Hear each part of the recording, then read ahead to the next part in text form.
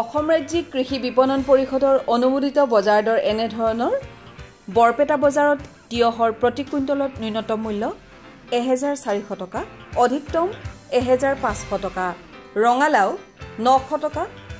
1000 টকা, বিলাহী 2000 টকা, 2500 টকা, কোমোৰা 1000 টকা,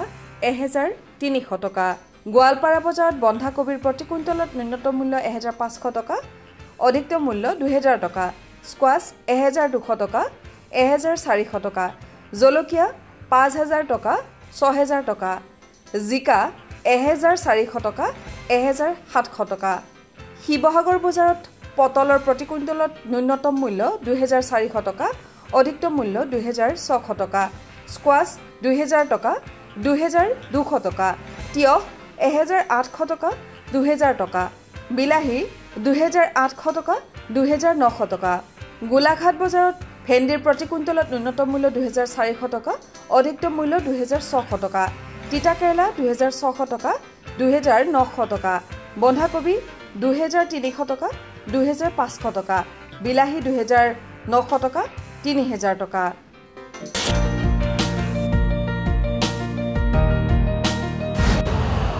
यूरिया का स्वदेशी उत्पादन 70 लाख टन बढ़ाने के लिए 6 उर्वरक संयंत्रों का उद्धार किया जा रहा है।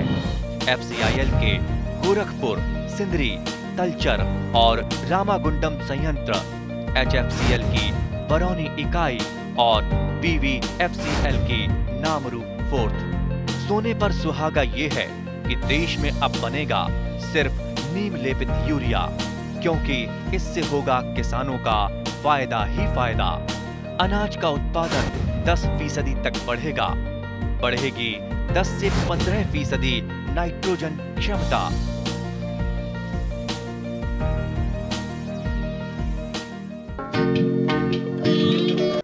स्वाद, पुष्टि, बजार दर, চাহিদা আদি সকলো দিশৰ পৰা বায়ুস্বাসী মাছসমূহ একক, অনন্য আৰু অদ্বিতীয়। বায়ুস্বাসী মাছ যেনে মাগুৰ, শিঙি, কাৱৈ, পাভ আদিৰ কৰ্ষণ প্ৰযুক্তি সৰলীকৃত বা মানকৃত হৈছে যদিও পোনা উপলভ্যতা কিন্তু আজিৰ তাৰিখতো বৰ সহজলভ্য নহয়। উল্লেখযোগ্য যে এনে প্ৰজাতিসমূহৰ পোনা উৎপাদন প্ৰক্ৰিয়া যথেষ্ট কাৰিকৰী, জটিল আৰু নিৰ্দিষ্ট বিজ্ঞানসন্মত পৰিক্ৰমাৰ অন্তৰ্গত। সেয়েহে এই প্ৰজাতিসমূহৰ পোনা ঠাউকতে উপলভ্য নহয়। এনে প্ৰেক্ষাপটত গুৱাহাটী বিশ্ববিদ্যালয়ৰ প্ৰাণীবিজ্ঞান বিভাগৰ অন্তৰ্গত জলসংবৰ্ধন আৰু জৈৱ বৈচিত্ৰ্য কেন্দ্ৰই এনে প্ৰজাতিসমূহৰ পোনা উৎপাদন ব্যৱসায়িক দৃষ্টিভংগীৰে সহজলভ্য আৰু মানকৃত কৰিব প্ৰচেষ্টা হাতত লৈছে। সফলো হৈছে আশানুৰূপভাৱে। স্বাদ, পৰিপুষ্টি, বজাৰ দৰ, চাহিদা আজি সকলো দিশৰ পৰা বায়ুস্বাসী মাছসমূহ একক, অনন্য, অদ্বিতীয়। এই বায়ুস্বাসী মাছসমূহৰ পালন প্ৰযুক্তি সৰলীকৃত আৰু মানকৃত হৈছে যদিও বায়ুস্বাসী মাছৰ পোনা উপলভ্যতাটো বৰ সন্তোষজনক নহয়। ঠিক সমান্তৰালভাৱে অসমত গুণগত মানৰ পৰিপূৰক মীন খাদ্যৰ যোগানো আজিৰ তাৰিখত কিছু সমস্যাৰ আওতাত আছে। গতিকে এনে কথাবোৰ বিবেচনা কৰি বা এই দৃষ্টিভংগীৰ আওতাৰে গুৱাহাটী বিশ্ববিদ্যালয়ৰ জলসংবৰ্ধন আৰু জৈৱ বৈচিত্ৰ্য কেন্দ্ৰই ভাৰত চৰকাৰৰ বিভিন্ন সংস্থা বা ভাৰতীয় কৃষি গৱেষণা পৰিষদৰ অন্তৰ্গত বিভিন্ন শিক্ষা আৰু গৱেষণা পৰিষদৰ লগত সহযোগিতাৰে বিভিন্ন কাম কাজ সূচনা কৰিছে আৰু সফলতাৰে বায়ুস্বাসী মাছৰ পোনা উৎপাদন সম্ভৱ কৰিছে। তেওঁলোকে স্থানীয় উপকৰণৰে গুণগত মানৰ মাছৰ পৰিপূৰক খাদ্য উৎপাদন কৰিছে। আহক আজি আমি এই কেন্দ্ৰটোলৈ যাওঁ আৰু বায়ুস্বাসী মাছৰ মীন পোনা উৎপাদন আৰু গুণগত মানৰ পৰিপূৰক খাদ্য প্ৰস্তুত এই সম্পৰ্কে কিছু কথা জানিবলৈ চেষ্টা কৰোঁ। 2012 চনত স্থাপিত এই কেন্দ্ৰটিয়ে আন বিভিন্ন মীন সম্পৰ্কীয় কাম কাজৰ লগতে বায়ুস্বাসী মাছৰ পালন আৰু প্ৰজনন সম্পৰ্কীয় কামো হাতত লৈছে। এই সম্পৰ্কে কিছু আভাস দিছিল জলসংবৰ্ধন আৰু জৈৱ বৈচিত্ৰ্যৰ কেন্দ্ৰটিৰ মুখ্য সমন্বয়ক তথা গুৱাহাটী বিশ্ববিদ্যালয়ৰ প্ৰাণীবিজ্ঞান বিভাগৰ মুৰব্বী অধ্যাপক ডক্টৰ দণ্ডধৰ শৰ্মাই। আমি এইটো আমাৰ কেন্দ্ৰৰ নতুন সংযোজন বুলি কওঁ মই এইকাৰণে যে এইটো ministry of small and medium এণ্টাৰপ্ৰাইজৰ অনুদানত আমি এই এটা হেচাৰী বনাইছোঁ যিটো হেচাৰীৰ যোগেদি আমি লক্ষ্য স্থিৰ কৰিছোঁ যে এটা ব্ৰিডিং ছিজনত এটলিষ্ট 10 কোটি পোনা উৎপাদন কৰিব পাৰোঁ সেইটো এটা আমি লক্ষ্য স্থিৰ কৰিছোঁ সেই লক্ষ্যৰ সংগতি ৰাখি আমি এই বছৰ অৰ্থাৎ যোৱা ব্ৰিডিং ছিজনত আমি বিশেষকৈ মাগুৰ পাভ শিঙি আৰু শিঙৰা মাছৰ আমি প্ৰজনন ঘটাইছিলোঁ তাৰে ভিতৰত আমি পাভ যথেষ্ট পৰিমাণে সফল হৈছোঁ মাগুৰ সফল হৈছোঁ শিঙি সফল হৈছোঁ আৰু আমাৰ শিঙৰা ক্ষেত্ৰত আমি আৰু অলপ জানিবলগীয়া আছে আৰু আমি ভাবিছোঁ যে নেক্সট ব্ৰিডিং ছিজনত আমি শিঙৰাও বজাৰত উপলব্ধ কৰিব পাৰিম মানে এই যিখিনি আপোনালোকে প্ৰজনন কৌশল ৰূপায়ণ কৰিলে সেইখিনি উদ্ভাৱনী চিন্তাৰ পৰশ নে যিখিনি পৰম্পৰাগত জ্ঞান তাৰ প্ৰয়োগ নে বিশেষ কিবা কৌশল হেৰি কথাটো কৈছোঁ যে কিছু পৰম্পৰাগত যিটো কৌশল সেইটোতো আছেই সেইটো আমি নুই কৰিব নোৱাৰোঁ সেইটো সৰগত কৰি লগতে আমি কিছু সৰলীকৰণ কৰিছোঁ যিটো আপুনি জানে যে যেতিয়াই নিষেচিত কণীৰ পৰা পোৱালিটো পোনাটো ওলাই যায় তেতিয়া সেই নিষেচিত কণীৰ যিখিনি এগ ৰিমেইনছ বুলি কয় সেইখিনি যদি বেছি সময় ট্ৰেটোত থাকে বা হেচাৰীটোত থাকে তেতিয়াহ'লে মাছ মৰাৰ চান্সটো বহুত বেছি আমি এটা ব্যৱস্থা কৰিছোঁ যে আমি বাস্কেটত আপোনাক দেখুৱাইছোঁ যে এনেকুৱা বাস্কেটত আমি পোনাটো থৈ দিওঁ আৰু পোনাটো ওলাই যোৱাৰ লগে লগে যিখিনি এগ ৰিমেইনছ সেইখিনি নিজে নিজে পানীৰ তলত গুচি যায় আৰু মাছৰ যিটো মৰ্টেলিটি প্ৰায় নুইক বুলি নাই বুলি ক'লেও ভুল নহয় এইটো আমাৰ কাৰণে এটা আমাৰ এডিশ্যন যে যিটো পৰম্পৰাগত যিটো পদ্ধতি তাৰ এটা এডিশ্যন বুলি আমি ক'ব খোজোঁ আৰু এই পোনাখিনি আপোনালোকে বিপণন কৰে বিপণন কৰোঁ এইটো মীন পালকৰ পুখুৰীলৈ গৈছে কিছু গৈছে এতিয়ালৈকে আৰু আমি ভাবিছোঁ যে আৰু 1 মাহৰ ভিতৰত আমি আৰু কিছু দিব পাৰিম তেওঁলোকে কেনেধৰণৰ মতামত দিছে তেওঁলোকৰ বাঢ়ন কেনে পাইছে বা তাৰ ফলাফল কেনে পাইছে নহয় তেওঁলোকেতো যথেষ্ট আৰু বিশেষকৈ মই মাগুৰৰ ক্ষেত্ৰত কৈছোঁ যে অসমৰ কিছুমান ফাৰ্মাৰ আছে যে তেওঁলোকে যিটো দিয়ে যিমান পৰিমাণ লাগে সেইখিনি আমি দিবই পৰা নাই তেওঁলোকে কৈছে যে যথেষ্ট ভাল তেওঁলোকে ফল দেখুৱাবলৈ সক্ষম হৈছে যে তেওঁলোকৰ যিটো বৃদ্ধিটো যথেষ্ট মানে যিটো এনথুচিয়াষ্টিক বৃদ্ধি বুলি কোৱা হয় সেই এনথুচিয়াষ্টিক বৃদ্ধিটো তেওঁলোকে পাবলৈ সক্ষম হৈছে কেন্দ্ৰটিৰ এই প্ৰয়াসত নিৰৱচ্ছিন্নভাৱে জড়িত হৈ আছে গৱেষকসকলো পুথিগত জ্ঞান আহৰিত অভিজ্ঞতা আৰু ব্যৱহাৰিক দৃষ্টিভংগীৰ সমাহাৰত আগবাঢ়ি গৈছে কেন্দ্ৰটি বায়ুস্বাসী মাছৰ কাম কাজৰ লগত জড়িত গৱেষক ছাত্ৰদ্বয় মনোজ তালুকদাৰ আৰু দীক্ষিতা চুতীয়াৰ বক্তব্য এনেধৰণৰ এতিয়া আমাৰ যিবোৰ ইয়াতে কৰি আছোঁ যিবোৰ আমাৰ কেটফিছ বুলি কয় কেটফিছ বুলি ক'লে আমাৰ সাধাৰণভাৱে আমি শিঙি মাগুৰ পাভ মাছ আৰু শিঙৰা মাছৰ ব্ৰিডিং কৰোঁ আমি ইয়াতে আমি এইকেইবিধ মাছক গোটেই 3টামান ব্ৰিডিঙৰ প্ৰক্ৰিয়া আছে সেইবোৰ আমি ব্যৱহাৰ কৰোঁ মাছবিলাক সাধাৰণতে পুখুৰীত ব্ৰিডিং কৰেই কিন্তু আমি হৰমন ব্যৱহাৰ কৰোঁ কিয় আমাক যিবোৰ চিট বা তাৰে পোৱালিবোৰ আমাৰ হাততে লাগে আমি যদি মাছবোৰ যদি আমি বিক্ৰী কৰিব লাগে আমি পুখুৰী বা নেচাৰেল ৱাটাৰ বডিৰ ওপৰত নিৰ্ভৰ কৰি চলিলে নহ'ব আমাক সেইবোৰ এটা বা ভিতৰত লাগে মানে আমাৰ হাতত লাগে কণীবোৰ এটা সমস্যা যে এই বায়ুস্বাসী মাছৰ পোনা উৎপাদনটোত কিয় বায়ুস্বাসী মাছখিনি জীৱিতভাৱে পোনাৰ পৰা প্ৰায় বা আঙুলি জোখৰ কৰা যিটো পৰ্যায় তাত যথেষ্ট অসুবিধা হয় আপোনালোকে এনেকুৱা সমস্যা হৈছে নেকি যে ভূণ পোনাখিনি মৰি গৈছে বা আপোনালোকে সেইখিনি বচাই ৰাখিব পৰা নাই এনেকুৱা সমস্যা হৈছে নেকি প্ৰথমতে হয় যেতিয়া আমি নতুনকৈ আৰম্ভ কৰোঁ কামখিনি কিন্তু যেতিয়া আমি গম পাওঁ যে কেনেকৈ প্ৰচেছটো আমি আমাৰ নিজৰ মতে অলপমান সলনি কৰি আমি সেইবোৰ প্ৰায়খিনি পোনাই আমি বচাব আমি সক্ষম হৈছোঁ মৰি যোৱা সমস্যাটো হোৱা নাই কেটফিছৰ প্ৰথমতে ব্ৰিডিংখিনিতো ইনডিউচ কৰোঁ এতিয়া ড'জ থাকে প্ৰত্যেকৰে প্ৰায় 1 ml per kg body weight হিচাপত আমি ইনজেকশ্যন দিওঁ হৰমনটো বজাৰত উপলব্ধ হয় আপোনাৰ চিন্থেটিক গনাডোট্ৰপিন ৰিলিজিং হৰমন তাৰে চিন্থেটিক হেৰি আহে তো সেইখিনি আমি ইনডিউচ কৰোঁ আৰু ব্ৰিডিংখিনি সফল হোৱাৰ পাছত আমি মানে খাদ্য প্ৰণালীখিনি একেই প্ৰায় সকলোখিনি মাছক প্লৱকখিনি আচলতে দিব লাগে আগভাগত যদি আপুনি মানে পোনাৰ আগভাগত মানে প্লৱকখিনি যদি বহুত পৰিমাণে পাই যায় তেতিয়া মানে জীৱিত হৈ থাকে মাছখিনি হয় জুপ্লেংটন লগৰখিনি আপোনালোকে ইয়াতে প্ৰস্তুত কৰিলে নে বাহিৰৰ পৰা আমি পুখুৰীত প্ৰস্তুত কৰোঁ নিজে পুখুৰীৰ পৰা সংগ্ৰহ কৰি আপোনালোকে ইয়াত দিয়ে আৰু ঠিক তাৰ পাছত কি খাদ্য দিয়ে কিবা পৰিপূৰক খাদ্য অকণমান যেতিয়া আৰু ডাঙৰ হ'ব তেতিয়া আমি ফৰ্মুলেটেড ফিড দিব পাৰোঁ পাউডাৰ হিচাপত আহে সেইখিনি দিব পাৰোঁ তো তাৰপিছত আকৌ অলপ ডাঙৰ হ'লে আৰু তাতকৈ অলপ ডাঙৰ চাইজৰ হেৰি খাদ্য দিব পাৰোঁ মানে আপুনি এটা কথা ক'লে যে প্ৰথমতে আপোনালোকৰ এই ভুলপোনাৰ পৰা ফ্ৰাই বা ফিংগাৰলিং পৰ্যায়লৈ নিয়াৰ সময়ত যথেষ্ট মাছ মৰিছিলে এতিয়া সেই সমস্যাটো এতিয়া নাই এতিয়া আমি সেইটো যিটো আমাৰ প্ৰক্ৰিয়া আছে সেইটো আমি অপটিমাইজ কৰি লৈছোঁ আমাৰ নিজৰ মতে কাৰণ চবৰ প্ৰক্ৰিয়া প্ৰথমতে অপটিমাইজ নহয় বেলেগ বেলেগ জায়গাত বেলেগ বেলেগ ধৰণে নিজৰ টেম্পাৰেচাৰ বা ৱাটাৰ কোৱালিটি বেলেগ বেলেগ থাকে সামগ্ৰিকভাৱে এইটোৱে জানিব বিচাৰিছোঁ যে গোটেই কৌশলটোত আপোনালোক সফল হৈছে বায়ুস্বাসী মাছৰ কৰ্ষণ আৰু প্ৰজনন সম্পৰ্কীয় কাম কাজখিনিৰ সমান্তৰালভাৱে কেন্দ্ৰটিয়ে স্থানীয় উপকৰণেৰে মাছৰ বাবে গুণগত মানদণ্ডৰ সমতুল্য খাদ্য আদি প্ৰস্তুতৰ কামতো জড়িত হৈ আছে মীন পালনত গুণগত মানৰ সমতুল্য পৰিপূৰক খাদ্যৰ যথেষ্ট চাহিদা আছে যদিও প্ৰায়খিনি খাদ্যই ৰাজ্যৰ বাহিৰৰ পৰা আহে বাবে কিছু দামী হৈ পৰে এনে প্ৰসংগতো কেন্দ্ৰটিৰ সফলতা আশাব্যঞ্জক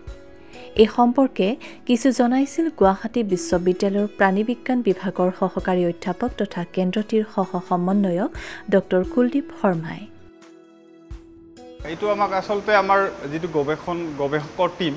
তেওঁলোকে মোক যথেষ্ট সহায় কৰে কাৰণ মাছৰ খাদ্যটো প্ৰস্তুত কৰাৰ সময়ত আমি তাত কি কি ইনগ্ৰেডিয়েণ্টছ থাকিব লাগিব কি কি ইনগ্ৰেডিয়েণ্টছ কিমান পৰিমাণে থাকিব লাগিব সেইটো আমি প্ৰথমতে চাই লওঁ সাধাৰণতে আমি যিবিলাক খাদ্য প্ৰস্তুত কৰোঁ আমি প্ৰটিনৰ কাৰণে যিখিনি বস্তু দিওঁ সেইখিনি আমি প্ৰথমতে সুনিশ্চিত কৰোঁ আৰু আমাৰ ইয়াতে যিবিলাক খাদ্য প্ৰস্তুত কৰা হয় সেই খাদ্যৰ আকাৰটো এটা ডাঙৰ কথা কিন্তু সেই আকাৰটোৰ লগতে আমি তাত কিমান প্ৰটিন সংগত কৰিম প্ৰটিন চ'ৰ্চ কিমান থাকিব চাউলৰ মল তাৰপিছত আমি বাদাম সৰিয়হ তেনেকৈ কিছুমান মিনাৰেল মিক্সাৰ্ছও আমি ইউজ কৰোঁ এডিশ্যনেলি যাতে তাৰ যিটো পুষ্টি মাছৰ যিটো পুষ্টি সেইটো সম্পূৰ্ণ হয় আৰু তাৰ কাৰণে ইয়াতে আমাৰ ফিড মিলটো আছে ফিড মিলটোত আমাৰ ইয়াতে আমি আকাৰটো নিৰ্ধাৰণ কৰিবৰ কাৰণে ইয়াতে এখন আপুনি চালনী বুলি ক'ব পাৰে চালনী এখন ইয়াতে লগাই দিলে বিভিন্ন চাইজত বিভিন্ন আকাৰত ইয়াৰ পৰা খাদ্যটো ওলায় খাদ্যৰ চাইজটো মাছে জীৱন চক্ৰৰ বিভিন্ন পৰ্যায়ত বিভিন্ন আকাৰৰ খাদ্য খায় সেই হিচাপে আপোনালোকে হয় ধৰক পোনা মাছৰ কাৰণে খাদ্যৰ আকাৰটো বেলেগ হ'ব বা অকণমান ডাঙৰ মাছৰ কাৰণে বেলেগ হ'ব বা বেছি ডাঙৰ মাছৰ কাৰণে খাদ্যৰ আকাৰটো বেলেগ হ'ব কথাটো তেনেকুৱাই হয় প্ৰজাতি ভেদেও বেলেগ হ'ব পাৰে তো তেনেকৈ আমি ইয়াতে আকাৰটো আমাৰ ইয়াতে 4 mm এইটো বৰ্তমান 4 mm লাগি আছে আৰু 1.5 mm পৰা আমাৰ ওচৰত এনেকুৱা চালনী আছে আৰু সেই খাদ্যটো বনোৱা হোৱাৰ পিছত তাত আমি অইল স্প্ৰে কৰোঁ তাৰ ছাষ্টেইনেবিলিটিটো ডাঙৰ কথা খাদ্যটো বনোৱাৰ পিছত আমি তাক কেনেকৈ সংৰক্ষণ কৰিম কিমান দিনলৈকে থাকিব কাৰণ যিহেতু আমি এখন বজাৰৰ কথা চিন্তা কৰি আছোঁ আমি আমাৰ খেতিয়ক বন্ধুসকলক সহায় কৰাৰ কথা চিন্তা কৰি আছোঁ তাৰ ছাষ্টেইনেবিলিটিটো আমাৰ কাৰণে বিৰাট ডাঙৰ ইছ্যু চ' সেইকাৰণে আমাৰ ইয়াতে মই আগতে কৈছোঁ আপোনাক আমাৰ যিটো গৱেষকৰ টীম সেই গৱেষকৰ টীমটোৰ এটা ডাঙৰ ৰোল থাকে গুৰুত্বপূৰ্ণ কথা যে সৰ্বত্ৰে চৰ্চিত মীন পালনত ইউৰিয়া সাৰৰ অহৈতুক প্ৰয়োজনৰ বিকল্প হিচাপে কেন্দ্ৰটিয়ে ভাৰতীয় কৃষি গৱেষণা পৰিষদৰ অন্তৰ্গত কেন্দ্ৰীয় ইখত লৱণীয় জলৰ জলসংবৰ্ধন প্ৰতিষ্ঠানৰ যৌথ প্ৰচেষ্টাত প্লাংটু প্লাছ নামেৰে এবিধ জৈৱিক সামগ্ৰী প্ৰস্তুত কৰি আছে মুখ্যতঃ পানীত মাছৰ প্ৰাকৃতিক খাদ্য প্লৱক উপলভ্য কৰিবলৈ ইউৰিয়া প্ৰয়োগ কৰা হয় কিন্তু অনুমোদিত নিৰীক্ষৰ বিপৰীতে বিধি বহিৰ্ভূত প্ৰয়োগে জনস্বাস্থ্যৰ প্ৰতি ভাবুকি কঢ়িয়াই আনে এনে পটভূমিত প্লাংটু প্লাছ এটা সম্পূৰ্ণ জৈৱিক ব্যৱস্থা য'ত প্লৱকৰ উপলভ্যতা সন্তোষজনকভাৱে বৃদ্ধি কৰিব পাৰি ইয়াত নাথাকে কোনো আশংকাৰ কাৰণ তদুপৰি এই প্ৰয়োগ সামগ্ৰীটি মাছৰ বৰ্জিত পদাৰ্থৰ পৰাই প্ৰস্তুত কৰা হয় গতিকে অত্যন্ত কম খৰচত অনায়াসে এই সামগ্ৰীবিধ প্ৰস্তুত কৰিব পাৰি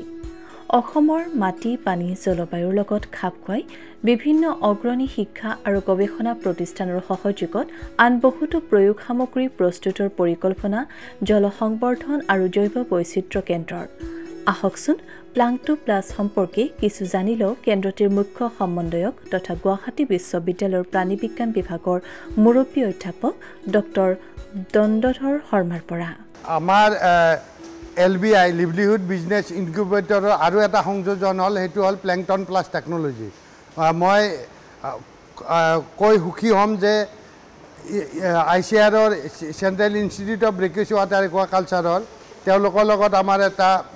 সহমত আমাৰ স্থাপন হয়। এই সহমতৰ যোগেদি তেওঁলোকৰ কিছুমান পেটেণ্টেড প্ৰডাক্ট যেনেকুৱা প্লেংটন প্লাছ টেকন'লজি তেওঁলোকৰ পেটেণ্টেড প্ৰডাক্ট তেওঁলোকে অলৰেডি এই পেটেণ্টেড প্ৰডাক্টটো অৰ্থাৎ বায়' ফাৰ্টিলাইজাৰ যিটো মাছৰ পেটুৰ পৰা যিটো সাৰ উৎপাদন কৰা যিটো প্ৰক্ৰিয়া সেই প্ৰক্ৰিয়াটো তেওঁলোকে অলৰেডি ৱেষ্ট বেংগল আৰু চেন্নাইত অত্যন্ত ছাকচেছ হৈছে আৰু তেওঁলোকে ইয়াত ফাৰ্মাৰ খেতিয়কৰ মাজলৈ লৈ যাবলৈ সক্ষম হৈছে আৰু তেওঁলোকে আমাক আমাৰ যোগেদি এই যিটো প্ৰক্ৰিয়া অৰ্থাৎ ইনষ্টেণ্ট প্লেংটন প্ৰডাকশ্যন অৰ্থাৎ পুখুৰীত প্লৱকৰ পৰিমাণটো হঠাৎ বঢ়াই দিয়াৰ কাৰণে ইউৰিয়া ৰিপ্লেচমেণ্ট বুলি কোৱা হয়। ইউৰিয়া ৰিপ্লেচমেণ্টটো যাতে হ'ব পাৰে বা অসমৰ ৰাইজে অসমৰ ফাৰ্মাৰে যাতে এই অৰ্গেনিক বায়' ফাৰ্টিলাইজাৰটো ইউজ কৰিব পাৰে সেইকাৰণে টেকন'লজিটো আমাক তেওঁলোকে দিছে আৰু এই টেকন'লজিৰ যোগেদি আমি প্ৰতিদিনে আমি সাৰ প্ৰস্তুত কৰি আছোঁ আৰু ইয়াৰ মই খেতিয়ক বন্ধুসকলক কৈ দিছোঁ যে এই সাৰ প্ৰয়োগ কৰি আমাৰ পুখুৰীত আমি প্ৰায় 6ৰ পৰা 7 গুণ বেছি আমি প্লেংটন পাবলৈ সক্ষম হৈছোঁ আৰু ইয়াৰ মই হেৰিটো কৈছোঁ যে কিমান দিব লাগে এইটো কৈছোঁ যে 1 হেক্টৰ পুখুৰীত 40 লিটাৰ দিব লাগে, দিলে প্ৰায় 1 মাহৰ ভিতৰত 7ৰ পৰা 8 গুণ প্লেংটন বাঢ়ি যায়। অসমৰ মীনখণ্ডৰ বিকাশত গুৱাহাটী বিশ্ববিদ্যালয়ৰ অন্তৰ্গত জল সংবৰ্ধন আৰু জৈৱ বৈচিত্ৰ্য কেন্দ্ৰৰ অৰিহণা অনস্বীকাৰ্য। 2012 চনৰ পৰা অসমৰ জলবায়ুপীয় পটভূমিত প্ৰাসংগিক হোৱাটো বিভিন্ন উদ্ভাৱন সম্পন্ন কৰিছে কেন্দ্ৰটিয়ে, যিখিনি মীনপালকৰ মাজলৈ লৈ যোৱাত কেন্দ্ৰটিয়ে চেষ্টাৰ ক্ৰুটি কৰা নাই। মীনপালকসকলে সকলো উপকৃত হৈছে আশা কৰা ধৰণে। তদুপৰি ইয়াত মীনপালকক আৱাসিক আৰু অনাৱাসিক প্ৰশিক্ষণ প্ৰদানৰ ব্যৱস্থা কৰা হয়।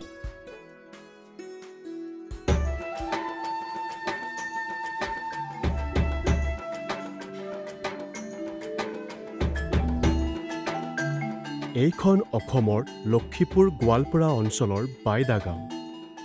এই গাঁৱৰ নিৰীহ ৰাভাক এতিয়া প্ৰগতিশীল কৃষক হিচাপে সকলো গাঁওবাসীয়ে সন্মান কৰিছে। অৱশ্যে পৰম্পৰাগত কৃষিক উদ্যোগীকৰণলৈ ৰূপান্তৰিত কৰাৰ সিদ্ধান্তৰ বাবে তেওঁ বিৰোধিতা কৰা হৈছিল। নিৰীহ ৰাভা পৰম্পৰাগত শস্যৰ খেতি কৰা কৃষক পৰিয়ালৰ আছিল, কিন্তু যেতিয়া তেওঁ অইল পাম্পৰ খেতিৰ সুবিধা বিষয়ে গম পালে তেতিয়া তেওঁ ইয়াক গ্ৰহণ কৰাৰ সিদ্ধান্ত ল'লে। চৰকাৰৰ পৰা আৰ্থিক আৰু কাৰিকৰী সাহায্য লাভ কৰি national mission on edible oils oil পামৰ অধীনত নিৰীহ ৰাভাই অইল পামৰ পুলি ৰোপণ কৰিবলৈ আৰম্ভ কৰিলে। প্ৰায় 4 বছৰৰ পাছত তেওঁৰ অইল পামখিনি ফলমূলেৰে ভৰপূৰ হৈ পৰিল। এই ফলবিলাকৰ বিক্ৰীয়ে তেওঁৰ মুখত সুখৰ জোৱাৰ কঢ়িয়াই অনাৰ বিপৰীতে তেওঁৰ সিদ্ধান্তৰ বিৰোধিতা কৰা সকলো আচৰিত হৈ গ'ল। অইল পাম খেতি কৃষকসকলৰ বাবে অতি উপকাৰী। অইল পামৰ ডাঙৰ হোৱা গছবোৰে প্ৰতি হেক্টৰত 20ৰ পৰা 25 টন ফল উৎপাদন কৰে আৰু প্ৰায় 30 বছৰ ধৰি ফল দি থাকে। অইল পাম ফলৰ পৰা আন সকলো প্ৰকাৰৰ তেলৰ গুটিতকৈ 10 গুণ বেছি তেল পোৱা যায়। ইয়াৰ দ্বাৰা কৃষকসকলে আন শস্যতকৈ 10 গুণ বেছি উপাৰ্জন কৰিব পাৰে। মই তৈল সিজুৰ খেতি কৰাৰ কাৰণে আমাৰ গাঁৱলৈ বিভাগীয় ফালৰ পৰা আহিছিল আৰু তেওঁলোকে সাধাৰণ সভা বহাই কিনে আমাক যিটো মানে শিকাই দি গৈছিল, তেওঁলোকে কৈছিল যে এই খেতিটো কৰক, আপোনালোকে চৰকাৰৰ পৰা ৰাজ সাহায্য প্ৰদান কৰা হ'ব আৰু সেই হিচাপতে মই ঠিৰাং কৰিছিলোঁ যে ময়ো এই খেতিটো কৰিম বুলি। মই নিজে এই খেতিটো কৰিলোঁ। মই খেতি কৰাৰ লগে লগে ৰাইজৰ মানুহে কিছুমানে বিৰোধিতা কৰিছিল। বিৰোধিতা কৰাৰ পিছত তথাপিও সিহঁতৰ কাণ সাৰ নকৰাকৈ মই নিজে মনোমতভাৱে এই খেতিটো কৰিছোঁ। কৰাৰ পিছত মই এতিয়া এই খেতিৰ পৰা যিটো উৎপাদন হৈছোঁ মই নথৈ সুখী। আৰু মোৰ দেখি এতিয়া ৰাইজে এই খেতি কৰাৰ কাৰণে বহুত আগ্ৰহ হৈ আছে আৰু পুলি বিচাৰি আছে মোৰ ওচৰত যোগাযোগ কৰাৰ কাৰণে। আৰু ময়ো ৰাইজক কৈছিলোঁ যে হ'ব তেতিয়াহ'লে মই আপোনালোকক সহায় সহযোগিতা কৰিম বুলি মই কথা দিছোঁ। অইল পামৰ ৰোপণৰ সামগ্ৰীৰ বাবে প্ৰতি হেক্টৰত চৰকাৰে 20ৰ পৰা 29,000 টকাৰ সাহায্য প্ৰদান কৰে। ইয়াৰ উপৰিও চৰকাৰে শস্য কৰা আৰু ৰক্ষণাবেক্ষণৰ বাবে প্ৰথম 4 বছৰ প্ৰতি হেক্টৰত 42,000 টকাৰ সাহায্য প্ৰদান কৰে। এই অভিযানৰ অধীনত ড্ৰিপ জলসিঞ্চনৰ বাবে প্ৰতি হেক্টৰত 30,000 টকাৰ অতিৰিক্ত সাহায্য প্ৰদান কৰা হয়। লগতে কৃষকসকলৰ বাবে শস্য চপোৱা মেচিন আৰু ট্ৰেক্টৰ ট্ৰলি ক্ৰয়ৰ বাবে সহায়ৰ ব্যৱস্থা আছে। National mission on edible oils oil পামৰ অধীনত কৃষকসকলক তৈলখেজুৰ ৰোপণৰ সামগ্ৰী, আন্তঃশস্য ব্যৱস্থাপনা, টোপাল জলসিঞ্চন, বিদ্যুৎ, সৌৰশক্তি, ডিজেল চালিত পাম্প ছেট, পুখুৰী, শস্য চপোৱা সঁজুলি আৰু লগতে পুৰণি পুলিসমূহ পুনৰ ৰোপণৰ বাবে ৰাজ সাহায্য প্ৰদান কৰা হয়। ইয়াৰ জৰিয়তে কৃষকসকলক কেঁচুসাৰ টেংকিৰ নিৰ্মাণৰ বাবে আৰু তৈলখেজুৰ সম্বন্ধীয় অন্যান্য যন্ত্ৰপাতি তথা সা সঁজুলি ক্ৰয় কৰিবৰ বাবেও আৰ্থিক সহায় আগবঢ়োৱা হয়। এই অভিযানৰ জৰিয়তে কৃষকসকলক 5 লাখতকৈও অধিক বিত্তীয় সাহায্য প্ৰদান কৰা হয়। অইল পাম খেতিৰ ফলত কৃষকৰ অধিক আয়ৰ সম্ভাৱনা আছে। অইল পাম খেতিৰ পৰা কৃষকসকলে সুস্থিৰ আৰু নিশ্চিতভাৱে উপাৰ্জন লাভ কৰিব পাৰে।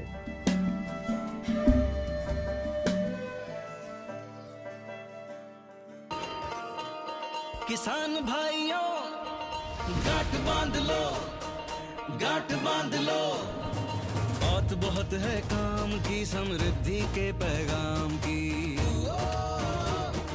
मिट्टी के मिजाज को समझो, मिट्टी के हर राज को समझो। मिट्टी की तुम जांच कराओ, मुफ्त सॉइल हेल्थ कार्ड ले जाओ। कभी मुनासिब बीज लगाओ, सही किस्म की खाद ले आओ। जितनी जरूरी उतनी डालो, सही मात्रा खुद पहचानो। इसको अपना मंत्र बना लो, मिट्टी की सेहत तो जानो। बात बहुत है काम की, कम लागत अधिक वरदान की। किसान भाइयों गांठ बांध लो। आज ही मिट्टी की जांच कराएं, राज्य सरकार के कृषि अधिकारी से संपर्क करें और मुफ्त में सॉइल हेल्थ कार्ड पाएं। कृषि और किसान कल्याण मंत्रालय द्वारा किसान हित में जारी।